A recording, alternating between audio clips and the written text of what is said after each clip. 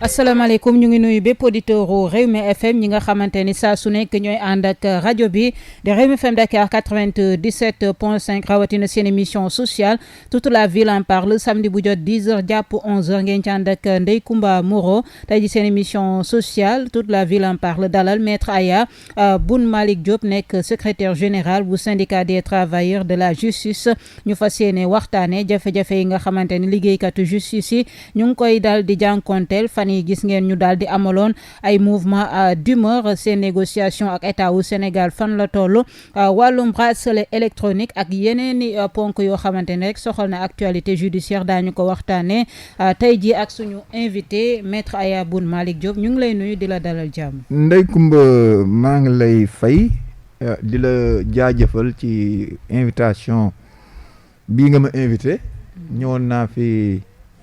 daaw jéeg bu ma juumul. 2019 la woon en tout cas boobu rajo bi nekkagul woon fii. ñu ngi woon côté VD Mermoz. voilà waaw donc defoon nañ ko daaw fekkee déwén yàlla nañ ko baaxantal.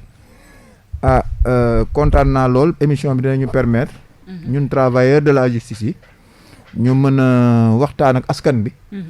ba ñu gën a comprendre ci li ñuy dund ak ci li ñu nekk. ndax xeex bi ñuy xeex. am na ay conséquences ñu mën ñu ko tolérer mën ko comprendre. mais ñan mooy les travailleurs de la justice exactement. waaw les travailleurs de la justice mooy ñi nga xam ne. mooy greffier yi. di administrateur de greffe yi. di interprète yi.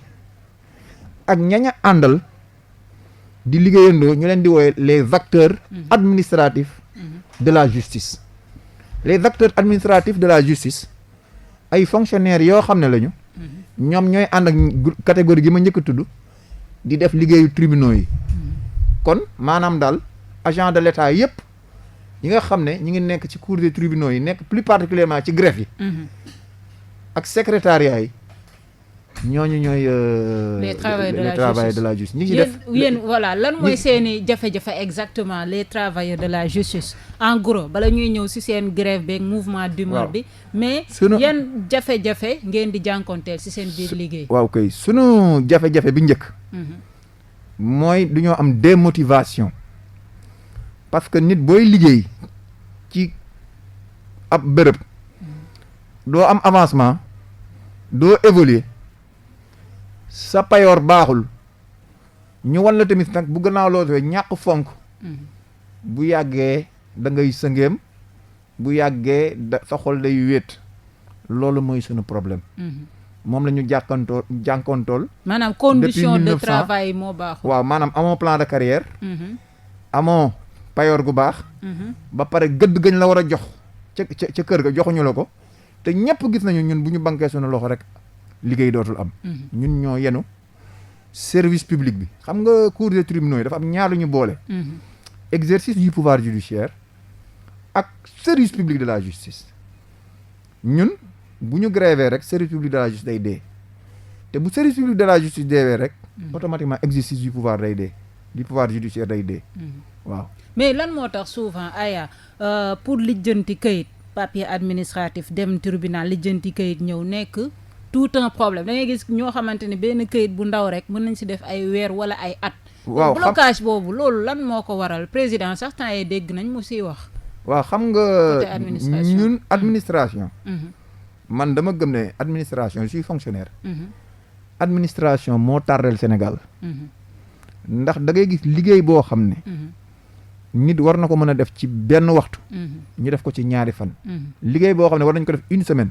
ñu def ko ay weer loolu ñun ñii tey di syndicalistes yi xam nañ ci dara da ngay gis benn décret boo xam ne pour élaborer ko yóbbu ko ba ci président mu signé ko mu jël ñetti at si ñetti at boobu benn boo wootee benn entreprise turque en 10 mois mu tabaxal la fi lu toll ne comme centre international de conférence bu Abdou Diouf waa xanaa tabax yenu ay mool teg ay grue moo gën a metti bind décret donc administration war nañ ko xoolaat bu baax a baax a baax parce que lenteur administrative yi déggoon nañ. waaw lenteur administrative li koy indi nag. ça c'est un problème au Sénégal. lenteur administrative li koy indi nag.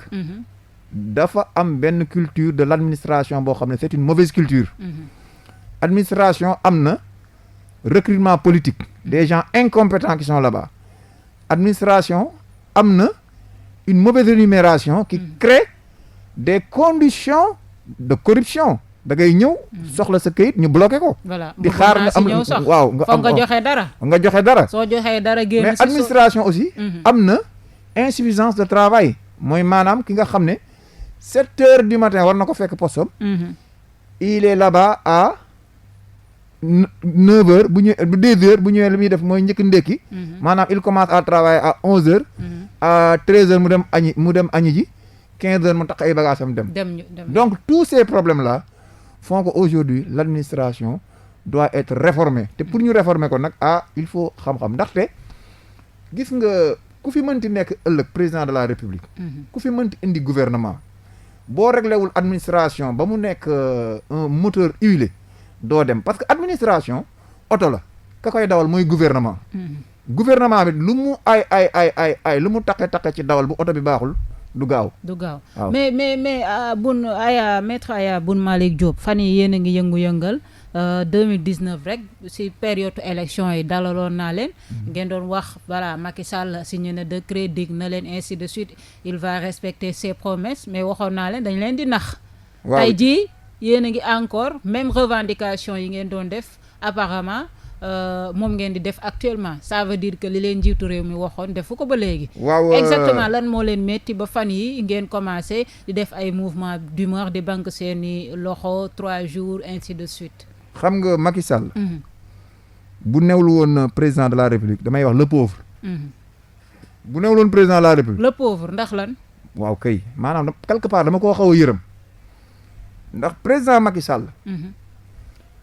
ba ñu amee suñuy problème ne dañoo bëgg def suñu statut dañoo bëgg lii administration fa ñu jaar négocier yëpp duñ ko bloqué gérer ñu ne statut bi waa fonction publique bloqué fonds commun waa ministère de la justice bloqué ñëpp bloqué ñuy xeex ba mu ne ñëw leen ñu ñëw ndeysaan moo toog déglu ñu 2 heures de temps président waaw 2 heures de temps avec une politesse extraordinaire jox ñu cër goo xam ne fonctionnaire yi ñu bàyyi sax joxuñu ko. dégluñu ba ñu dégloo mu ne après mais il s'est dit mais lii où est le problème. statut effectivement greffier ba ñu ko expliqué luy greffier. ne ko yow sa serment sa greffier moo la ko indil sa kër. sa résultat. greffier ko déclaré expliqué ko ne ko fu juge signé greffier moo ko contre signé. expliqué ko loolu expliqué ko situation personnelle si la nangu. créer ñu statut boo xam ne greffier dañ koy gën a jox gëdd. maanaam mu dem A2. ña nga xam ne toogoon nañu ay année amuñu woon concours ñu jël leen ñoom ñëpp jàll leen ci corps bi ñu wax corps administratif mais accepté. salaire yi mu accepté ko yokk lépp mu defar ba mu yemb. ñu génn foofu. waaw mu joxe ci ay directives mais gis nga la ma lay wax rek mu ñëwaat dugg directive bi administration yi commencé bloqué waat. te ñun syndicat lañu. boo maanaam le président wax yëpp defuñ ci dara. waaw déedéet président bu ko waxee. bu waxee benn affaire. bu ñu génnee. ñoom dañuy bloqué commencé at bloqué at seen bloc. bu ko defee ñun syndicat du ñuy gësam ba mu yëngatu.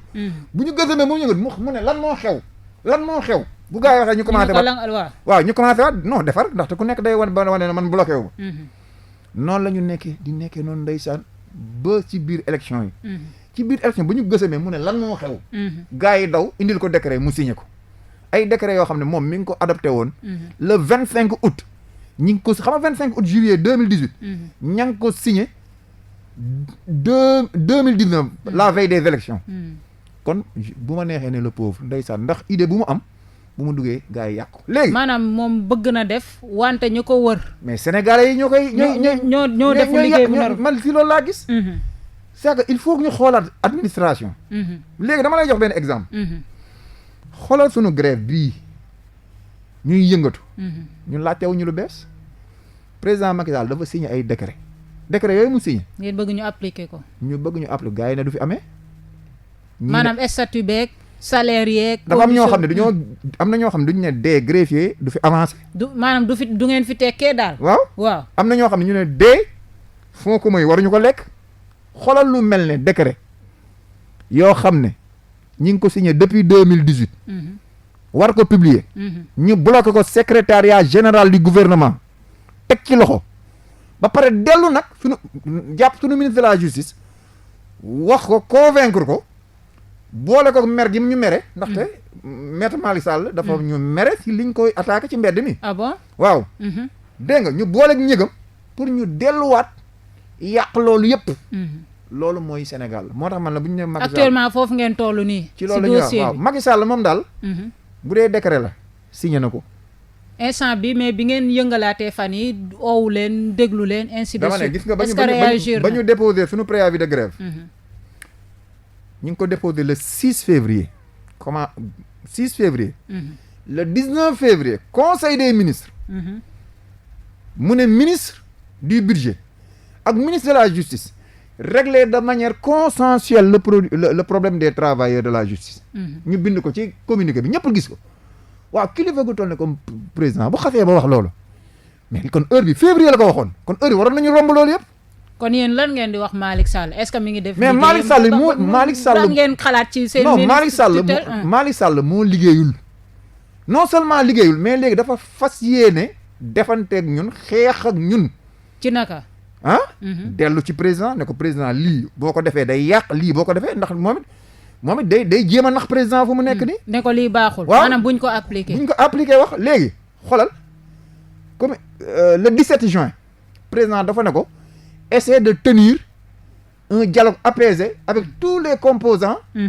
des acteurs de la justice. dégg nga. xoolal ñun ñu nekk ci grève de mu bàyyi ñi nga xam ne ñun ñu ngi nekk ci grève dem woo benn dissidente boo xam ne tojuñu fenn. mooy beneen syndicat bi. waaw nan la tudd yow est-ce que xam nga ko. Union nationale des travailleurs de la justice. xam nga yaa ngi nii di lire kayit bi. waaw xam nga tojuñu fenn. woo leen. recevoir leen. te ñooñu tey. waaw kay ma leeral ñooñu tey. waaw ñoo doon wër ci biir tribunaux yi di ñu joobe di yàq suñu der. di wax Malick Sall lañ jënd. Malick Sall leen jox xaalis Malick Sall dañ di may essence wax ba. maanaam ngeen baal ma ci wax ji fen travailleur de la justice yi. ba yàq sa der. waaw ba tàngal xolu yenn nit ñi signé loo leen ay pétition yoo xam ne leen pétition yi du dara lu dul duñ leen bëgg forcer ñu dem grève. tey pétition yooyu lañu jël ñoom yóbbu ko pour def ko. pour def seen nekk syndicat. waaw maanaam def ko wane ko ne ñii ñoo nekkoon ci assemblée générale ba. maanaam du ñoo fen ba am syndicat. waaye gis nga li yàlla di def. ñun ba ñu demee ay kilifa lañu man parce que ñun du ñu xeexantu ñun balaa ñoo xeex dañuy dem ba xool xeex bi dafa ñor maanaam Malick Sall dafa ñëw ñu may ko 14 mois di ko xool ko ci gauche xool ko ci droite bañ juum ci moom. bañ ko prêter ay intention bañ demee ba xam ne kii nag lañu président jox daf ñu ko bëgg xañ ci lañ koy songu xeex mu nekk nag xeex bu tara gis nga nag. te yéen fas yéene wu leen dellu gannaaw. billaahi. bu ko jëlee benn jaral nañu fukk. malgré jafe-jafe nga xam yéen a ngi koy indi Sénégalais dégg nga li ma dama Sénégalais yi baal sax si li ma waat bu ko jaralee benn jaral nañu fukk ndaxte dañoo xam ne mag mu toll ne comme Malick Sall liggéey ba toll ci bu doon fonction publique retraité na bu yàgg. liggéey ba ay dundam sotti mu am lépp mu waroon nekk ab kilifa yërëm ñu yiir ñu bu ñu bëggee yàqal ñun ñi nga xam ne amaguñu dara nous n'avons que nos chemises à perdre nañu xeex ak moom ba mu saf sap. mais pour yow lan moo tax maître Malick Sall dalal beneen syndicat bi. waaw léegi si kaw defante boobu. mu jël syndicat bi nga xam ne gréewul nga xam ne amaguñu sax récépissé. nga xam ne ñoom bokkuñ ci mouvement di grève. waaw nga xam nga syndicat boo xam ne amagul existé gul. maanaam bu doon nit la ñu ne ñu ngi ci biiru ndeyam kenn wasi na gu ko. yaa ngi dégg. bu doon nit la ñu ne mi ngi ci biiru ndeyam kenn wasi na gu ko moom la tubaab di être en gestation. amagoo récépissé amagoo plateforme revendicative ay punkalum jëmm di grève bloqué justice Malick Sall bëgg nax gouvernement bi bëgg nax opinion publique bi indi beneen syndicat boobu syndicat boo xam ne eggagul existé gul dalal ko waxtaan ak moom génn def communiqué conjoint mais kii ku muy nax te li gën a garaaw ministre de la justice au moment où on dit que il est en quarantaine en 14e voilà d'incubation de la Covid-19 ba xam ne keroog ba mu waree dem assemblée nationale yóbbu fa affaire bracelet yi kii la fa yóbbu nu mu di le secrétaire d'État chargé de la promotion des droits humains et de la bonne gouvernance moom moo dalal ñooñee ba pare nag photo wu ne fang waa yow un ministre de la République ku nekk 14e est-ce que warul joxe sax exemple du yow maa ngi nii ñëw tey seet si la xoolal distance bu ngand laa jël xiddi la jël sama mission moom moo war a njëkk a joxe exemple maanaam te deuxièmement un ministre boo xam ne yow yàlla dafa def ngay diriger benn institution boo xam ne dafa porter le nom de d'une vertu muy la justice te ku ne justice xalaat yàlla mais da nga war a wane af njub nan nga mën a jël noo xam ne il n'existe pas légalement di def ak ñoom déclaration c'est-à-dire tey aujourd'hui c'est l'État qui est en marge de la légalité moom mu incarne ko muy ñaar ñetteel ba man damaa xamul nan nga mënee en tant que kii bu ñu koy waxee en tant que ministre de la justice di tuer le principe de neutralité de l'État c'est-à-dire dafa ñëw fekk une guéguerre bu ndaw bu nekk entre deux factions mu dugg ci diggante bi mais loolu dafa garaaw alors que moom dafa waroon dafa garaaw léegi nag xam nga lu muy tekki man li may gis mooy Malick Sall mënul téye ministère de la justice parce que 1960 ba tey lii mi ngi doog a am il est incapable yéen a ngeen bëgg ñu changer Malick non Sall waxuma ñu changer ko de mais que ñoo ñëpp constaté man bokkuma ak syndicat yi nga xam ne dañuy wax président dàqal kii man je te fais constater ne ko xoolal waa ji mënul yore ministère de la justice maintenant il est devant ses responsabilités bu ko neexee mu bàyyi ko fi mais que tous les Sénégalais mais yéen seen mouvement d'humeur di ngeen wax maanaam nañ dàq Malick Sall comme ñeneen ni ñu koy waxee man day duma ko wax nañ dàq ministre de l'emploi nañ dàq ministre de l'éducation ainsi de suite xam nga man duma ko wax xam nga dama ko wax man républicain la je suis un greffier je sors d'une école boo xam ne def naa fa 2 ans ñu may former jàngal nañ ma fa ay valeurs te valeurs yooyu ñu ma jàngal mooy na nga jox président de la république gëdd mais man ba ma gis ba ñu dajeeg président ñun duñ ne ko président on n'est pas venu négocier avec vous du ñëw def plaidoyer parce que man pour man président arbitre laa ko jàpp c'est quelqu'un de neutre mais tey quand un ministre ne fait pas son travail on est libre de le critiquer nous sommes dans une démocratie nous sommes dans un pays où il y a l'expression de la liberté moo ma may tey ma toog fii rajo bi di ko wax am na foo xam ne bu ñu toogoon di wax dëkk yoo xam ne bu ñu doon toog di wax léegi lay gars yi ñëw seen i fetal neen arrêté leen bu fi jub jàpp kii dóor dama ay faaram mais amul Sénégal nous sommes dans un pays de liberté on est libre de critiquer un ministre maintenant nag ki ñu dem ba fal la ministre nga jàng am diplôme am âge foog naa waroon nga dem ba dépasser question de fierté mal placé waa ji nee na ma sama bët dafa xonk tey ma defanteeg moom loolu de état un état man gis nga y a 2 ministres yoo xam ne ils ont forcé mon respect mooy le jeune ministre là Fofana bu may gis tout le temps je ne le connais pas musuma dajeeg moom ci xaw ma sax fu mu dëkk ça va je ne lui tresse pas des lauriers dama koy gis mais day régler ay problème maa ko mag fuuf dama koy gis muy deewoo di régler ay problème ma ne voilà lui il s'est di régler comme yenn problème Fofana Abdou Karim Fofana oui dama koy gis ci terrain bi muy ñafe fu mu toj yow li muy toj kay gis nga ko Dakar léegi gis nga non yow laay laaj Abdou Karim Fofana fu mu toj le nouveau visage de Dakar da nga koy gis mu wàcc sur le terrain xanaa toroxal commerçant yi la fi nekk déedéet dama ne da nga koy gis en tout cas man Dakar ma mais wax ma Abdou Karim Fofana li Dakar déglu xaaral Dakar ma paraissait un certain moment rural mais je commence à voir rond-point boo ko rombee gis muy commencé changer il y a une certaine salubrité qui commence à avoir am na yenn rond-point fii rond-point Liberté 6 bi mais amoon nay temps boo fa rombee c'était catastrophique mais léegi la ëpp jaaykat mais d'accord xam mais loolu gëj nga fa jaar xam nga loolu c'est lié à quoi l'homme sénégalais mais li ma mën yaa ngi gis mi ngi ñafe le ministre de la santé Abdoulaye Diouf Sarr que je ne connais ni de père ni de mère xaw ma ko dama koy dégg rek ma koy mais tu vois que mi ngi liggéey daal mais mi ngi ñafe li ma mën mi ngi koy def il se mais nga nekk ministre de la justice yow mag ñooñu ñëpp ñuy grève nga ne noonu ñii duma wax ak ñoom duñ maa tooñ je vais les châtier loolu moom daal neen du wax ak yéen waaw loolu kon ba tey Malick Sall jéemul oo yéen waa Sud juste toog ak yéen dama bëgg ñu leeral mbir on ne cherche pas une audience on ne commande pas une audience daw ñu gannaaw une audience ñun ce qu'on dit c'est très clair on a déposé un préavis de grève. Un préavis de grève est une interpellation des travailleurs, d'une interpellation des travailleurs. Dans le préavis de grève, il y a 3 points qui dépendent directement de lui, non pas du ministre de la fonction publique, non pas du ministre du budget. Yépp ci loxoom la nekk. S'il a des réponses à ces interpellations, nañu woo wax ñu ci bu nekk nañu lii moo ñu kii. S'il n'a pas de réponse, na toog ci roxam ñun nañu wax ba am interlocuteur. Parce que duñ ko takkal ndombal tànk te xam naa lii mu taxawee Sénégalais duñ ko ci seetaan gouvernement bi duñ ko seetaan président de la République duñ ko ci seetaan. donc te yéen léegi fan ngeen bëgg a yemale xeex bi nan ngeen fas yéenee def. ñun waaw. xam nga ñun ay Sénégalais la. plan d'action. xam nga Sénégalais ñun maanaam bu maître Malick Sall réagirul président réagirul sur juste nii ak nii lay doxalee xeex bi. non xam nga anglais du ñuy wax benn proverbe bu xaw ma nu ñu koy waxee ci olof. mais xëy na bu ma ko waxee ndànk gars yi nañ ko comprendre anglais du ñuy wax action talks louder than word. maanaam jëf moo gën a leer wax. ba ma koy tekki. action talks louder than word. ñun ñu ngi ci jëf ji de.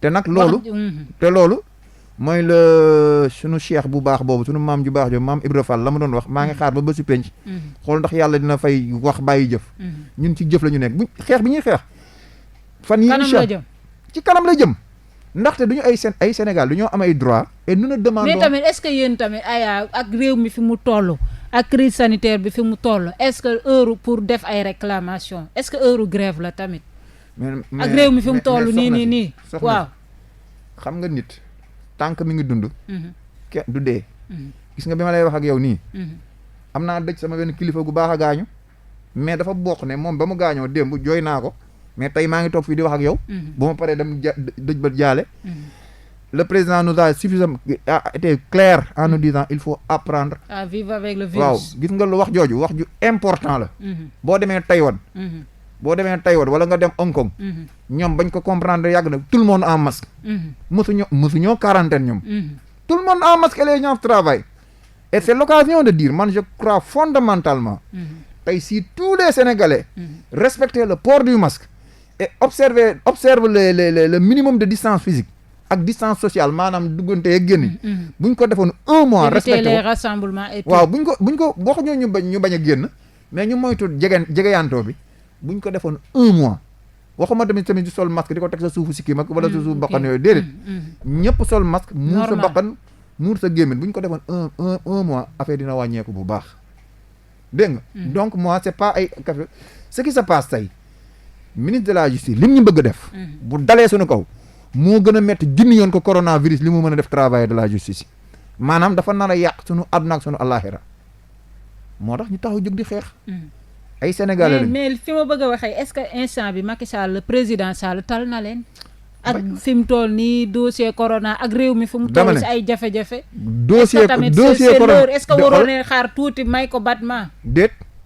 ñun dañoo nekk di lab de xam nga lab kuy lab bant ba mu jàpp da ciy ngoy du ko bàyyi mukk ndax bu ko bàyyi rek alku waaw maanaam waa ji daf ñoo imposer xeex bi ndax ba muy bind président ba mu koy bind ñun naruñu woon grève de ba mu koy bind ba ñu ko yëgee la ñu dugg ci grève bi on avait prévu de faire une campagne de sensibilisation sur un mois xool fii ba biir juillet bu juillet bi mais ba ñu yëgee ne ma ngay bind loolu te mi ngi jéem a sàq mi noppi gouvernement bi si lañ dugg ci xeex yéen si ngeen ñëw lañ ci dugg donc du ngeen ko may dara non duñ ko may dara dox ñu koy may dara moom mayuñu dara daf ñoo bëgg a yàqal mais on va se battre voilà ñu ngi leen di fàttali yéen ngi suivre seen émission sociale toute la ville en parle tey ji Ndeye Comba Moreau dalal maître Aya Boun Malick Diop nekk secrétaire général bu SYTJUST di syndicat des travailleurs de la justice doon nañ wax ci affaire bracelet électronique maître Aya lan nga xalaat ci bracelet électronique bi ñuy wax dañ koy instaurer fii ci Sénégal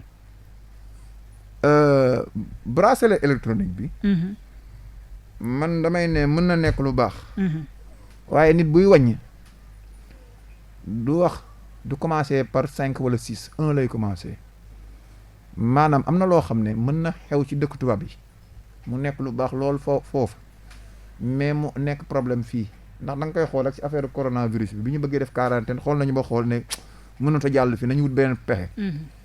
man balaa ñoo wax affaire bracelet électronique bi. nañu defar kaso yu baax ba pare.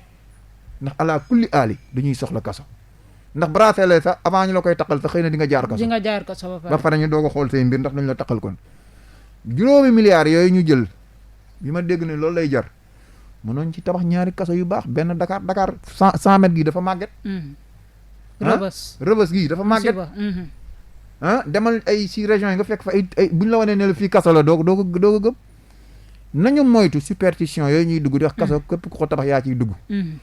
man foog naa loolu moo ëpp solo. mais pourtant ñu ngi doon wax bu Sébikotane ainsi de suite. waaw loolu c'est une bonne initiative loolu c'est à saluer. bu Sébi bi c'est à saluer mais nañu dolliwaat beneen. wala ñaar Tambacounda ba ma newoon greffier foofu mais dem naa gis seen kaso bi kaso bu tàng jër ba parfois gars yi guddi ci cour bi la ñuy tëdd.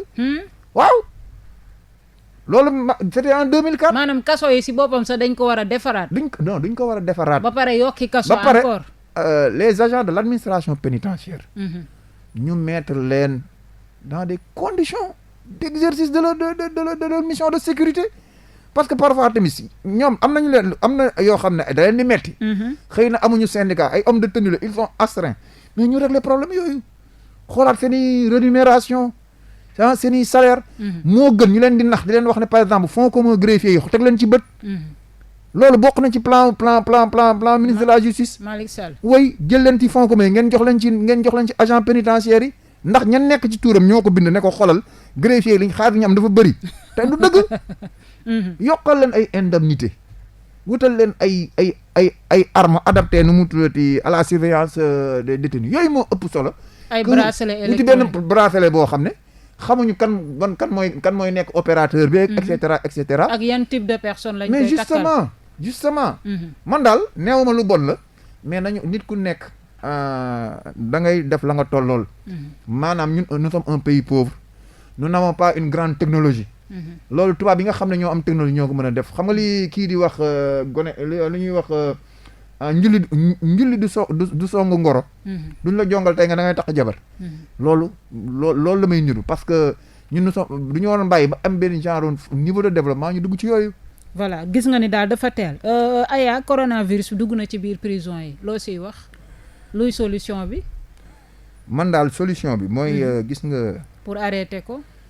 mooy rek na Sénégalais yi nangu. li président Macky Sall wax keroog. nañu respecter les mesures barrières. pour le moment amul vaccin boo xam ne amul traitement bo mesure barrière.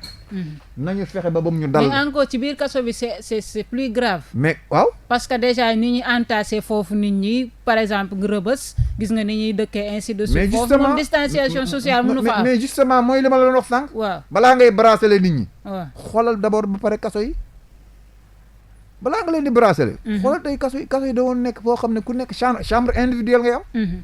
ku nekk chambre individuelle am na ci dëkk tubaab yi. tey mënoon nañ def dina mu tuuti benn kaso boo xam ne au minimum dina am 1000 lits. 1000 lits peut-être répartis dans 500 chambres. donc est-ce que kon corona bi du def ay ravages ci prison par rapport ak conditions de détention yi nga xam ne ñëpp xam nañ ko. fu mu nekk nii day. nañu def geste barrière yi maanaam bu masque yeeg yooyu ak nu mu tuuti les raxas loxo yeeg yooyu nañ ko fa def ba pare nag boole ci ñaan gu rëy. man daal loolu laa en tout cas dina compliqué de. c'est très compliqué quand même. léegi corona bi yan jafe-jafe la indi ci liggéeyu ci les travailleurs de la justice ci seen liggéey. yan jafe-jafe la leen indi exactement. am na benn cas bu amoon. tout récemment tribunal du travail au palais de justice de Dakar. benn magistrat bu mu fa dal. ak benn greffier dégg na ak benn agent bu mu fa dal muy ñett. xam nga loolu mooy wane ne feebar bu doy waar la ràññeewul kenn bu doon dafa ñëw laal benn corps te ñu xalaat ne dafa jëm ci mais ñëpp la laal. ba mu amee arrêté nañu agence yi. waaw ba ñu ko am ba mu arrêté nañu audience yi ñu ngi leen di traité dégg naa sa macha allah daal. yàlla jëm kanam yàlla bu mu dalati keneen. tamit ba muy doog a commencé le 16 mars arrêté na wàññi woon nañu rythme audience yi aménagé ko. comme secteur yëpp dans le monde laal na suñu secteur. rythme de travail bi wàññi na ko mais depuis que ñu président de la république jëlaat yenn mesure rythme de travail bi commencé na waat mais malheureusement si la sunu grève bi tàmbali waaw mu gën a exacerber situation yi mais laal nañu daal comme ni mu laalee mais rythme bi bu ngeen commencé waate seen liggéey normalement est-ce que état bi jàppale na leen ci ay conditions am ay gel antiseptique respecté ci audience ci distanciation sociale jox nit ñi ay masques ainsi de suite est-ce que équipé na leen par rapport à ça am na état bi lu mu def mais matul doyul démb dugg naa ci palais de justice de Dakar gis naa fu ñu def ay gel mais boo ci laal lay jeex gel yëpp jeex na waaw boo ñëw bës ay ci miir dañu fa ay gel boo bës day jeex waaw nañ ci def lu doy am ñoo xam dañ koy approvisionner de manière continue parce que milieu public la nit ñi duñ fay ñëw te képp kuy ñëw tribunal boo solul masque waruñu la bàyyi nga dugg. voilà léegi am na benn problème bu am ak benn site sama casier judiciaire.com est-ce que mën nga ñu leeralal site boo xamante ni mu ne dafay faciliter nit yi ñu am ay casier judiciaire est-ce que fiable na waaw wala déet. non site boobu fiable. ndax ña ko def. il n'était pas amuñu woon maanaam nekk ñu loolu loo xam ne xam nga nit booy def benn acte. ci administration il faut que benn loi prévoir ko wala benn décret. tey bu amoon benn décret boo xam ne day ne damay dañuy créer benn entreprise. boo xam ne délivrance en ligne. entreprise bi cahier de charge am lii ak nii lay mel. nu mu tuddati. nañu def appel d'offre ñu ne Ndeye Kumba Maroon Moro moo ko gagné. ñu tuddee ko réew mi sama casier. par exemple. ñu agrémenté la ñëpp gis ko. mais ak loo tax nekk lu officiel. waaw maanaam dafa am administration lañu nekk daal. dans un pays lépp dañ koy réglementé ñu xam kan moo nekk ci gannaaw. mais nu mu tudd yeewu suba rek defar sa benn affaire sama casier waa ji jox noonu de sax triandé woo leen parce que ab ba ma vérifié gis naa ne triandé wuñu kenn. boo leen fayee lañ la wax. ñu dem wutal la ko indil la ko. ñu dem indil la utal la casier. waaw mi ngi meloon rek tey ma toog ci koñ bi. ne képp koo xam ne da nga soxla kayit yónni ma. ma dem doxal la ko. xam nga loolu kenn amu ci problème. mais boo demee nag ba kii ko standardiser ko. wutal ko effigie ak lépp. day nekk leneen et puis dafa laal affaire justice. waaw day ak lu mu mënti doon rek. lu mu mën di doon gis nga tey boo demoon bay def ne damay créer entreprise. wutal ko pancarte rek yëpp. fisc day ñëw ne la demal registre de commerce nga dem déclaré wu ci. nga déclaré ko ba pare nga doo ko def lii. donc dëkk bu jaar yoon daal. léegi ñooñ ba léegi ñu ngi continuer di fonctionner wala arrêté nañ ko. bàyyi nañ ko parce que ba ma fàttali ko. procureur de la république déggoon na ci sax waaye gis naa ne ñoom it génn nañ ci bu gaaw. comme loolu lañ ci génnee bu gaaw moo tax ñu coog a fay. mais maître Aya dañuy gis ni réew mi. ku ñu tëj ci kaso bi rek nga bëgg a génn wala bëgg am liberté provisoire souvent da ngay def grève de la faim wala nga ne da nga feebar lan nga ñu mën a wax ci loolu. waaw xam nga te souvent gis nañ ñu koy wax dañu obtenir gain de cause. dafa feebar avocat yi après ñu libéré la. wala nga def grève de la faim. Ndeye Kumba.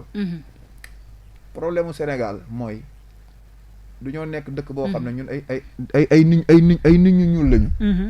mais lu bëri ci ñun ñu ngi ko copier ci tubaab yi.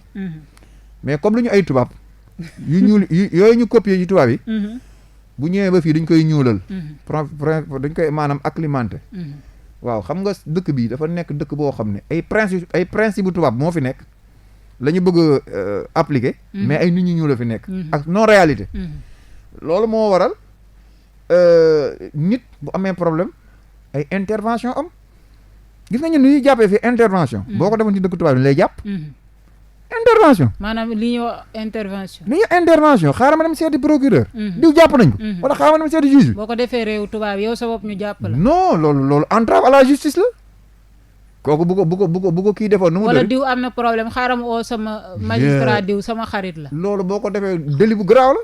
bu ko kii defoon nu mu tëddi kii bii waaye Donald Trump. bu ko defoon coow ju rëy ko fay fekk. mais malheureusement je ne dis pas malheureusement heureusement nous sommes dans un pays boo xam ne le mot ndeysaan am na fi. ndeysaan mooy defar lépp.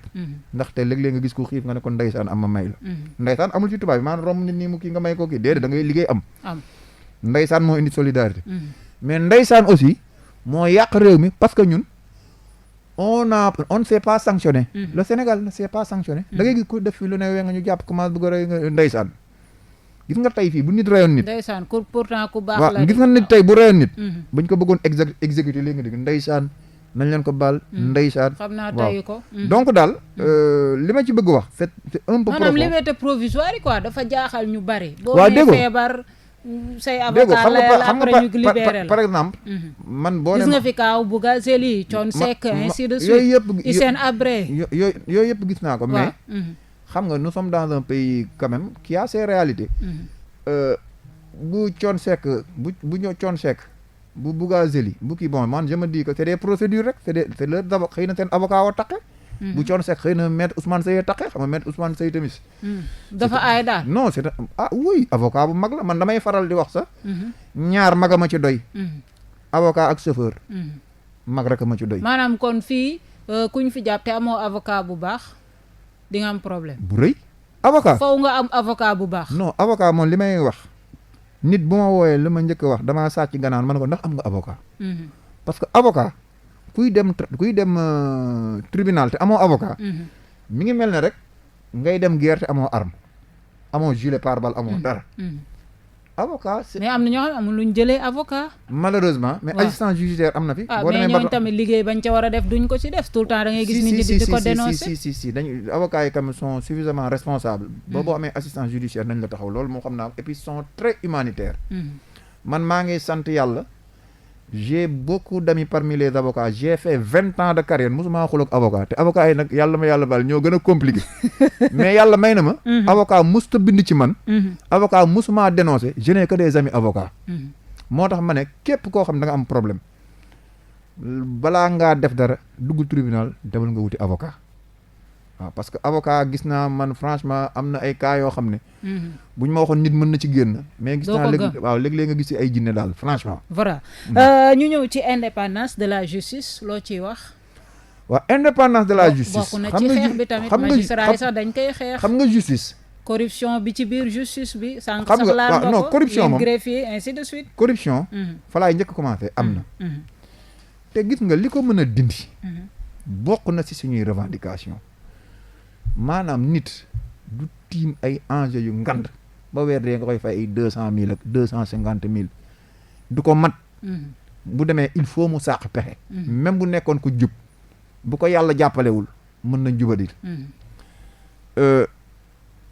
ay augmentation am na ci justice bi am na ñu yokkaloon c'est bien bu leen doyul sax mën nañu demander ñu yokkal leen waaye ñun ñi nga xam ne mosuñoo am benn augmentation nañ ñu augmenteel ba nga xam ne nañu mën a sàmm suñu ngor ndax da ngay gis ku fi liggéey ñaar fukki at ak lu teg doo am kër doo am oto il est obligé pour sàmm ngoram maanaam am sax kër gu ma dugal sama njaboot tax nga def na ko sudul noonu je te jure waaw wala nga nangu benn pot de vin man dama lay jox benn exemple toll comme man mii ma toll j'ai 40 ans ak lu teg mais sama kër papa laa dëkk ba tey ci Ndakaaru Njaay gi lenn tey bu ma bëggoon am benn standing de vie il faut ma am nu may def bu ma bëggoon woote jomba ñaaw bu yàggee ñaaw fekk ma ci donc tu es obligé de vivre avec l'extrême nu mu tudd minimum boo bëggee jub moo tax ñuy xeex comme ay gaynde ndax ñu defaraat condition non sinon bu ñu ko deful rek musiba am bu ñu ko deful rek gis nga te tribunal naa la xamal dara de gis nga bu ñu def-defloo wala bu ñu seetaanee ngeen baal ma ci terme bu ñu seetaanee ba Malick Sall lii mu bëgg def mu dal bu yàggee ñëpp ay dëng ndax nag dañu toll maanaam ko jub dootoo am ca justice non justice bi war a jubati waaw dinañu toll foo xam ne nag da ngay taxaw def man léegi ma retraité xaar nag ma sàkk pexe waaw xaaral deli man liggéey naa 20 ans 25 ans aw ma dara xaaral di nga toll xaaral ma def ni gars yi di def di nga toll waaw dama mës a gis boobu yàgg na benn jànk bu ñu mës a jàpp mooy jànk yooyu di jaayi seen bopp guddi ñu indi ko tribunal après ma xamante moom di waxtaan ak moom laaj ko mu ne ma toll nañu fu ñuy wax der yàqu aajo faju bu ñu deful ndànk loolu la ñu nañ dem ba dugg ci loolu maanaam der yàqu aajo faju sa der yàqu waaye sa der yàqu dañ ñu ne bon nga waaye sa aajo faju na nit dina toll foo xam ne faj aajoom dina ko jaral lu nekk nañu moytu loolu am si maanaam pour su ma la déggee pour indépendance su justice sénégalaise non déedéet excès gu ñu si indépendance corruption ak xeex guerre bi waaw guerre bi la ñu doon wax léegi nag waaw faaw ñu mettre les greffiers les travailleurs de la justice dans de bonnes conditions parce que ñun ñoo téye service public de la justice service public de la justice mooy nit ki bu ñëwee tribunal damaa soxla casier ñu la am damaa soxla sama jugement ñu la am damaa bëgg dem tribunal boo fa ñëwee doo wax ak juge ñun ngay waxal doo wax ak juge yaa ngi sa gannaaw ñoom atte la ñu am bu ñu attee pare nañ dugg seen biir lépp yéen a koy def tout ce qui est service public ñun ñoo ko yor léegi nag mbiru indépendance de la justice problème la man du ma ne problème mais débat la débat boobu man dama koy bàyyi ak sama xarit mon frère Souleymane Teliko nga invité ko fii mu wax ci dina la ci wax xelam xalaatam yëpp man parce que je suis au niveau de la qualité du service public de la justice parce que nee nañ tant que mais yaa ngi ci biir justice tant que président mi ngi fal ministre de la justice indépendance de la justice du mën a am ça pose problème waa xam nga pourtant day ku nekk da ngay jot ay directives ainsi de suite su supérieur déggoo ma wax la ci benn mbir ma ne président moo la fal ministre bi li président bëgg lay def. mooy kii si procureur bi ainsi de suite. loolu débat bu rëy la. mais comme ñun dañoo cohabiter. mu nekk revendication magistrat yi. ñun suñu revendication mais yow loo si xalaat yow. bon sama xalaat. waaw yéen ñuy cohabiter ak juge yi ainsi de suite. waaw sama xalaat man daal li ma mën a wax. juge yi daal juge may liggéeyal. ñoom ñoo war a porter le combat. waaw ñoom mais sama xalaat daal mooy juge yi daal gis naa ne ay nit ñu jub lañu ay ñu jàmbaar lañu état bi war na leen dimbali leen nag mooy déglu leen ndax nit ku nekk sa mettit yaa ko xam say bëñ buy metti la ngay yëg sa yaram yow yaa ko xam man xaw ma ko. mais ñun ñi ngi si dans le niveau. de la qualité du service public de la justice parce que ñun foofu la ñu taxawee. ndonte sax ñun on participe à l'exercice du pouvoir judiciaire parce que le pouvoir judiciaire cour des tribunaux yi ñoo koy organiser ñoo koy exercer te ñun on est membre des cours des tribunaux ñun greffier yi mais ña ko porté mooy juge yi waxuma la magistrat yi sax mais si biir magistrat yi juge yi moo tax man question boobu dama bëggoon nga posé ko Souleymane Teliko nga woo ko mu ñëw fii bu ma jógee fii nee naa ko bu ma gis ne ko grand waaw nee naa ko grand sama grand la ndax mu ñëw fii ñu waxtaan ci indépendance de la justice ma wax la benn ironie sax moom moo nekkoon sama président de jury bi may génn greffier y a 20 ans ci gannaaw naa ko gis woo ko ne ko grand comme ça mu ñëw fii ñu waxtaan si Ndeye Coumba Maroon nee na nga ñëw waxtaan ak moom quoi Moro sant ma Maroon nag Moro waaw wax nga dëgg Moro voilà ay temps bi jeex na ñu bàyyi la nga tàggatoo ak auditeurs yi waaw maa ngi tàggu auditeur émission bi di lancer un appel au président de la République Macky Sall ne ko mu taxawu le service public de la justice parce que le service public de la justice mi ngi commencé dee te moom la constitution gàll la responsabilité du bon fonctionnement des institutions alors que les cours des tribunaux ñoom ay institutions la beneen bi may wax sama collègues yi ak sama camarades yi Olof Njaay nee na bu njaab yàggee gawar feeñ waaye tamit bu xare yàggee jàmbaar feeñ lii ñu def fan yi yëpp xeex bii ñu def échauffement bi dong la duñ doon échauffé wu rek xeex bi nag mi ngi doog a commencé na ngeen jàmbaar mooy la ma leen yàgg wax waaw li yonent bi sallallahu alayhi wa sallam di wax bu leen ñaan yàlla jihaad waaye bu jihaad ñëwee na ngeen jàmbaar toog nañ fi di xaar ba ay nit ñoo xam ne jàppee woon nañ leen ne ay jàmbaar lañu génn na ñun on est corrompu duñu ay xeexkat waaye ba xeex ba génnee gis ngeen li ñu def démb dem ñoom def jébbalu ji dañoo dem jébbalu ji waaw dem jébbalu jox seen njébbal ministre de la justice waaw jël nañ fa nag ay engagement xaw ma yan engagement lañ fa jël nag gis ngeen ko parce que démb gis naa kenn ci ñoom génn ci télé bi di wax les cours des tribunaux marche te xam nga li may wax rek leader waru di kàcc leader day wax dëgg waaw même bu ñu lay teg paaka sa pour del wax dëgg ndax nit ñi bu ñu demee ba commencé gis ay kàcc yow dootuñu la gëm waaw kon daal 72 heures yi moom da ngeen koy kii rek làbbali rek est-ce que duñu def 120 heures bii di ñëw ah bon waaw dina métti ci askan wi de maître Aya Boun Malick Diop ñu ngi koy remercier bu baax a baax ci disponibilité am nekk secrétaire général bu syndicat des travailleurs de la justice du SYTJUST di remercier suñu auditeurs yi ànd ak ñun chaque samedi de 10h à 11h di remercier Mamadou Diawa Diallo ci technique bi Léon Paul Mendy ci réalisation bi Ndeye Coumba Moreau di leen wax samedi prochain 10h jàpp 11h ci beneen émission beneen thème ak beneen invité émission bi tamit mën ngeen ko dégluwaat ci suñu chaîne YouTube Rewmi officiel wala ci suñu portail internet www.rewmi.com jaa ngeen jëf ba samedi prochain incha allah. dëkk bi ku nekk ak ki nga juboon dëkk bi ku nekk ak ki nga déggoon dëkk bi